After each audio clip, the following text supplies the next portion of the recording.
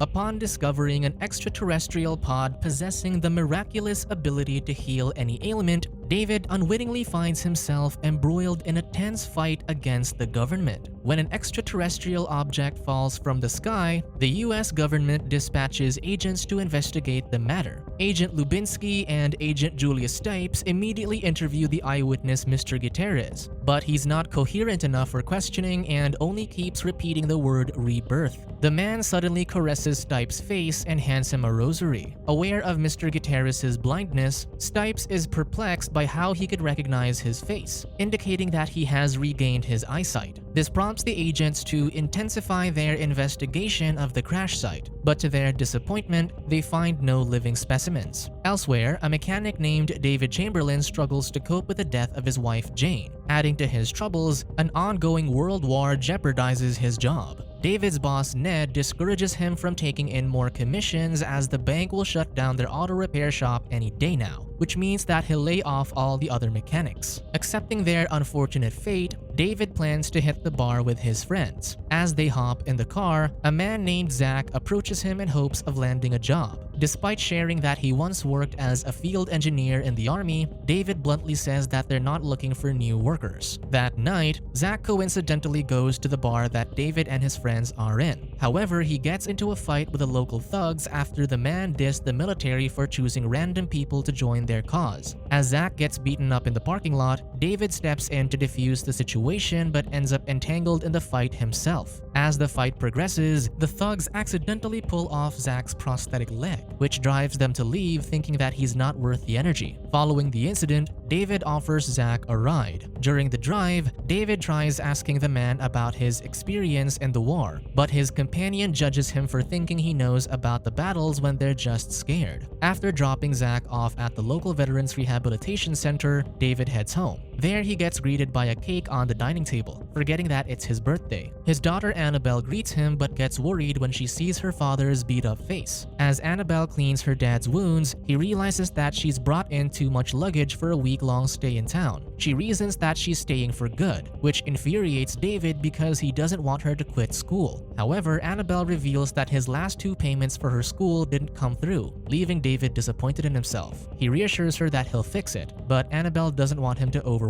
David then reminds her that her mother wouldn't have wanted this, which only disheartens his daughter. She then hands him his gift and leaves upset. David opens the gift and finds a silver watch inside, which he wears as he goes to town to buy some liquor. However, a luminous ball of fire plummets from the sky, which startles him and causes his car to careen off the road. David survives the crash but finds something peculiar in the woods where the ball of fire crashed. He goes deeper into the area after hearing Jane's voice beckoning him to follow her. The following day, Annabelle realizes that David didn't come home last night. She tries reporting this, but the officers need a 24-hour waiting period before doing something. With this, Annabelle goes to the auto repair shop and asks Ned if he's seen her father, but he hasn't. That afternoon, she finds her father's wrecked car by the side of the road. She then ventures deep into the woods to look for him, but he's nowhere to be found. As the night grows darker, Annabelle contemplates going home, but as she switches the headlights on, she finds David standing right before her. She immediately takes him to the hospital, where she soon learns that David has complete and well-functioning kidneys despite having donated one to her late mother. After being discharged from the hospital, David's behavior takes a peculiar turn as if he's captivated by the world around him. He wanders outside his house and memories flood back to him about falling into a pit where the fiery object crashed. The object had a remarkable blue glow, and it transformed glowing strands that latched onto David's body. That night, David hears his wife's voice again, urging him to return to the crash site. There he sees Jane in the flesh, and she tells him that he's prophesied to create a world of hope for their daughter before it's too late.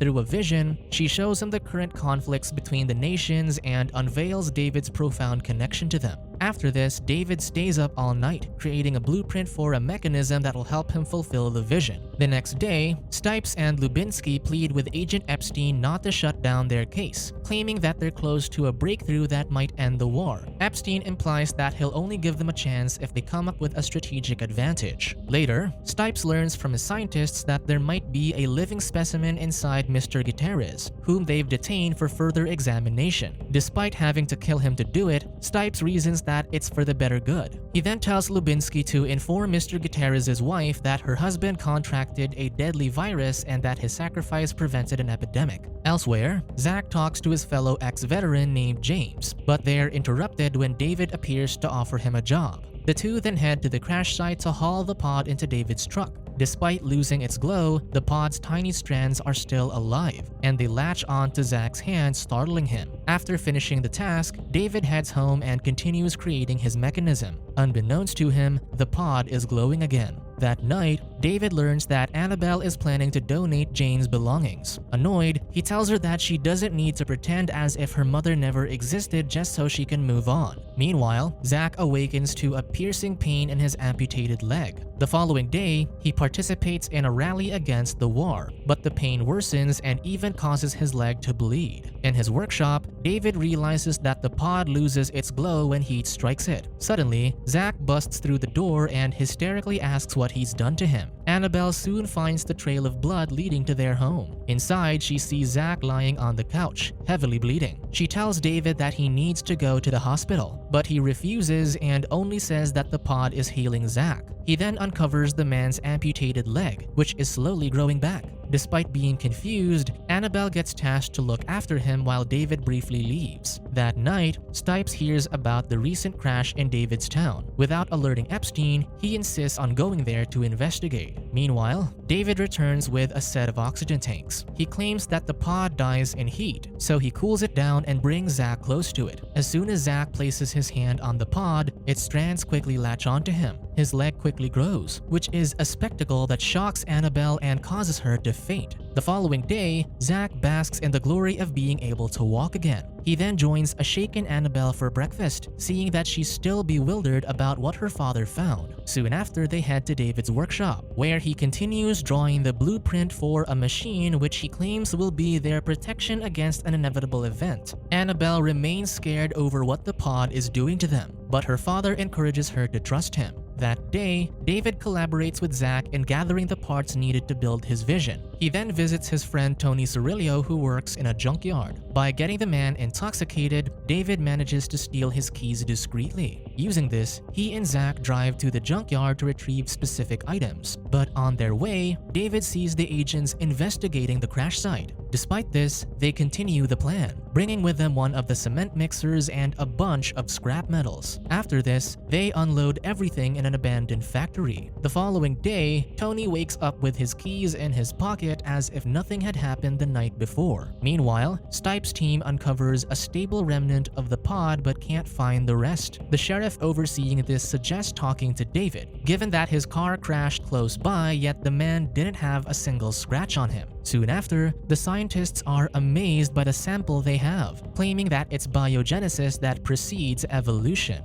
Elsewhere, Annabelle visits Jane's grave, and there she cries about her struggles in learning to love her father. Meanwhile, David and Zach finish creating the mechanism for the pod. Later that day, Annabelle prepares to burn her mother's belongings. However, Stipes approaches her, looking for her father. With this, she hesitantly welcomes the agents to their home, but coincidentally, David arrives. He shares with the agents that he merely crashed his car because he got drunk after celebrating his birthday. However, Stipes knows that he's lying, so he reveals that they know about the mysterious regeneration of his other kidney. He then shows him pictures of Mr. Gutierrez's stitched up corpse, saying that the man once thought that the pod healed him. Realizing he's been busted, David brings the agents to his workshop. He explains that he used to keep the pod there but lies that it was too late when he realized that it didn't react well to heat. He claims that it simply melted. Despite seeing through his dishonesty, Stipes calls it a day and leaves. David then returns to the house, where Annabelle begs him to surrender the pod before he ends up like Gutierrez. She adds that it's messing with his head, but David argues that it was her mother that drove him to pursue everything he's doing. This only angers Annabelle, saying that he's always been in denial about Jane's passing. She then reveals that the pod showed her the memory of the day that her mother died. Jane was looking for her husband, but he didn't arrive in time. Disappointed in her father, the woman leaves. The following morning, David dreams about Annabelle being consumed by flames. This reminds him of the future, so he hurries to the pod to continue his work, only to find that the agents are following him. Thinking quickly, he calls his friend Mickey to help him divert the agent's attention. David then stops by a narrow alley. Then he goes on to drive in circles. Having lost his patience, Stipes tells his men to confront David. However, they're pissed to discover that the man had switched cars with Mickey, who has no idea about David's whereabouts. With this, Stipes orders Lubinsky to bring Annabelle to him. Meanwhile, Ramon, the junkyard owner, confronts Tony about the missing items. He shows him the CCTV footage of David and Zach stealing from them. Then he threatens his employee to retrieve what was stolen. Elsewhere, Zach works on the mechanism when the pod suddenly shows him his traumatic memories during the war. Panicked, Zach freezes until David snaps him out of it. Later that day, Annabelle visits Zach in the center, hoping to have someone to confide in. She shares that since her mother got sick, all her father did was work. However, now that she's gone, he uses Annabelle as the driving force behind his relentless efforts. Deep down though, Annabelle knows that this is merely David's way of compensating for his perceived failure to save his wife. She fears that this will get him killed, but Zach reassures her that he won't let that happen. He then promises to take her to David, but first they encourage James to come with them. Zach shows James his regenerated leg, offering to let the pod heal him too. However, he refuses, thinking there's no more hope left for him. With time running out, Zach respects his decisions but promises to return for him.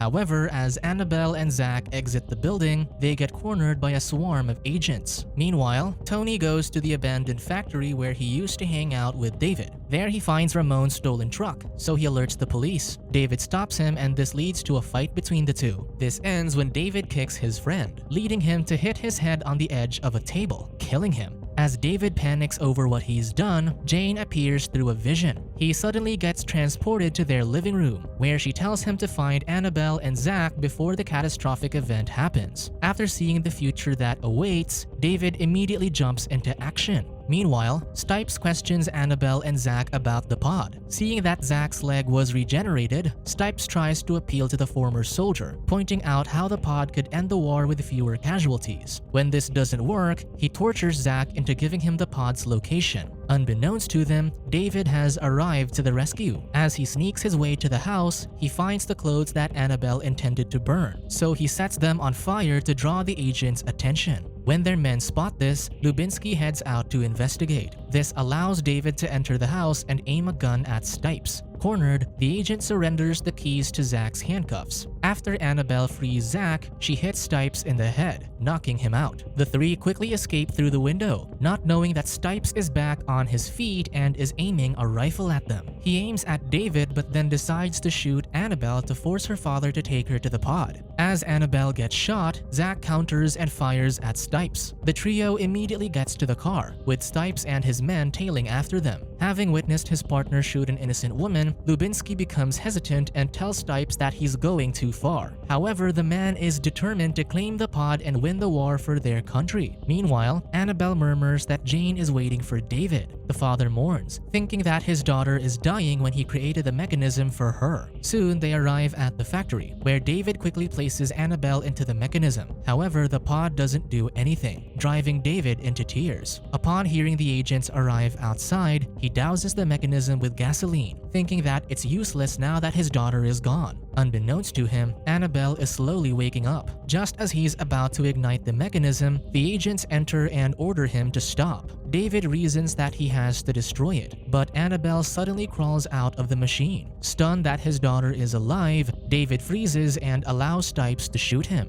Lubinsky tries to stop his colleague, but the other agents start raining bullets on David. Zach fires back, but he ends up getting hit as well. Tired of his partner's cruelty, Lubinsky shoots Stipes. Suddenly, everyone falls silent as something explodes outside. The world witnesses the same thing from a distance as it slowly consumes everything. As everyone panics, James sits lifeless inside his room, as he's already killed himself. Meanwhile, David urges Zach to go into the mechanism with Annabelle and take care of her. With his last breaths, David tells his daughter that he loves her and that he's sorry for not being able to join her. As he closes the latch, the nuclear war begins, which prompts the machine to perform its task. It floods itself with water, and soon after, Annabelle and Zach are submerged inside. Afterward, the pod releases something within it, which cryogenically suspends the two. Outside, David sees a vision of his wife telling him to come home as he passes away. Time passes, and Annabelle and Zach emerge from the mechanism, which has rusted over the years. Surrounding them is lush vegetation, with the city's ruins faded in the distance. Amid it all, David's silver watch lies abandoned on the ground, serving as their reminder of his legacy. Subscribe to watch more videos like this, turn on notifications and leave a like to help the channel out. Thank you for watching.